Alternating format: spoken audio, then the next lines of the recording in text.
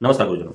मैं राकेश वर्मा आप सभी का स्वागत करता हूं आपके अपने परिवार एस गुरुकुल पर। गुरुजनों, आप सभी को ज्ञात है शिक्षा विभाग के एससीएस के पाठक अविलंब कार्रवाई करने हेतु जाने जाते हैं। भले ही जब उन पे कार्रवाइयां होने का जब खतरा मंडराता है तो वो उठकर और चले जाते हैं। फिर उन्हें माननीय मुख्यमंत्री नीतीश कुमार को मना करके लाना पड़ता है।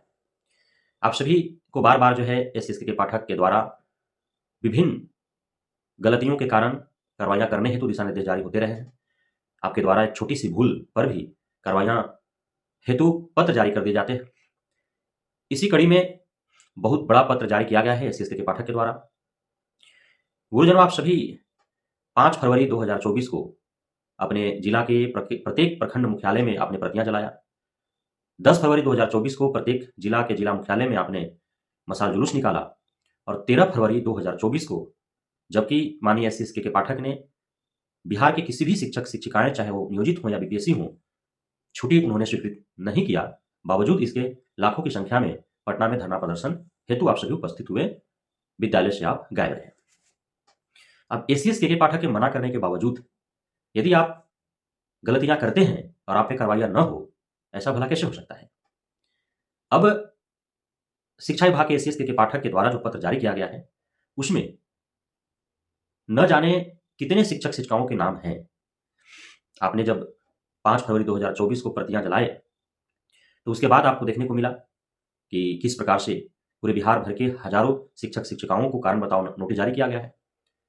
अब यदि आप स्पष्ट कारण नहीं देते हैं संतोषजनक तो आप पे विधि सम्मत कार्रवाइयां होंगी, क्योंकि आपके द्वारा जो सभा बुला करके और प्रतियां जलाने का कार्य किया गया वह असंवैधानिक था, गैर कानूनी था, आईपीसी की धारा 141 के तहत अनलॉफुल असेंबली।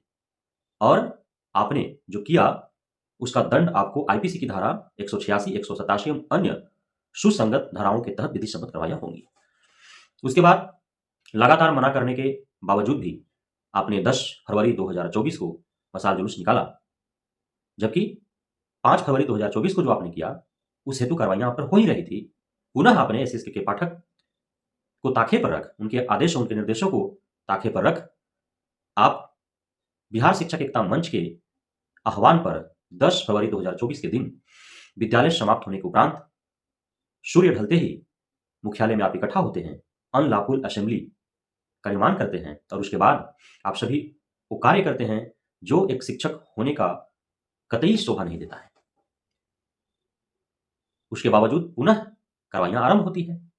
माननीय एससीएस के पाठक प्रत्येक जिला शिक्षा पदाधिकारी, जिला अधिकारी को निर्देशित करते हैं कि चाहे जहां से भी मिले, जिस भी प्रकार मिले, समाचार पत्र के पत्रकारों के माध्यम से, इलेक्ट्रॉनिक मीडिया के रिपोर्टरों के माध्यम से या फिर सोशल मीडिया के माध्यम से, कहीं भी किसी का भी वीडियो मिलता हो, चेहरा आप पाते हो मशाल जुलूस निकालते हुए, तो उस एक एक को चिन्हित करें और उस पर विधि सम्मत कार्रवाइयां करें। और उसके बाद शिक्षक नेता राजू सिंह जो बेहद ही सहजता से शिष्टाचार का परिचय देते हुए और मीडिया के समक्ष अपने विचारों को प्रकट करते हैं, उसके बाद पर्सनली राजू सिंह को शिक्षा विभाग के द्वारा पत्र जारी किया जाता है और उनके प्रत्येक दिए गए बयान को लिखित रूप से उस पत्र में वर्णित किया जाता है। उसके बाद उनसे कारण बताओ नोटिस जारी की जाती है, स्पष्टीकरण मांगी जाती है और यदि संतोषजनक स्पष्टीकरण नहीं होता है तो उन पर विधि सम्मत कार्रवाइयां होंगी, ये तय है।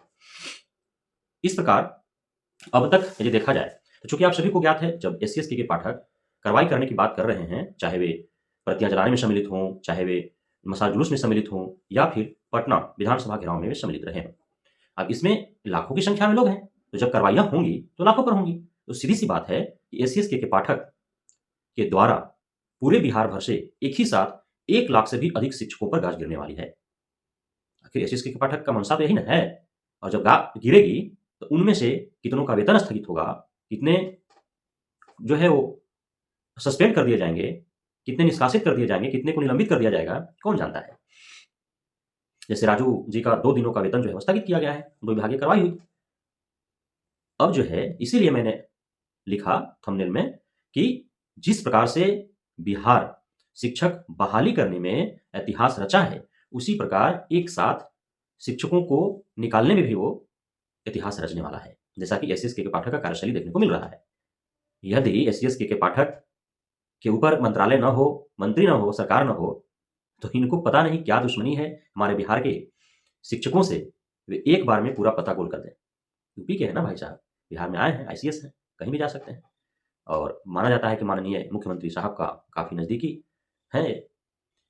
तो एक तरफ सरकार की तानाशाही, दूसरी तरफ अधिकारियों की अफसरशाही और बीच में पीस रहे हैं हमारे शिक्षकगण, आम जनमानस। अब तक की सूचना के आधार पर ऐसा प्राप्त हुआ है कि लगभग 1,20,000 आवेदन हो चुके हैं।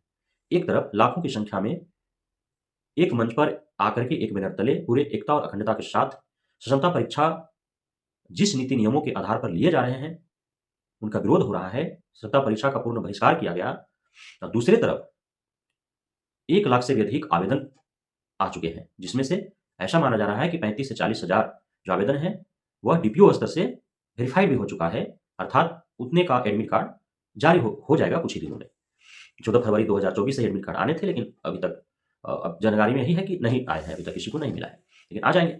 26 फरवरी 2024 से एग्जाम होने हैं, तो एडमिट कार्ड पर समय, तिथि और कहाँ पे है, किस स्थान पर, किस परीक्षा केंद्र पर होगी, वो सारे लिखे रहेंगे। एग्जाम ऑनलाइन होने आप सभी को ज्ञात है, अब तक तो उसमें फैसला हुआ नहीं है, क्योंकि 15 फरवरी 2024 को 2 बजे माननीय उप मुख्यमंत्री सम्राट चौधरी जो है वो शिष्टमंडल को बुलाए हैं वार्ता करने के लिए। उन्होंने आश्वासन भी दिया है कि एकदम वैसे ही होगा जैसे आप चाह रहे हैं।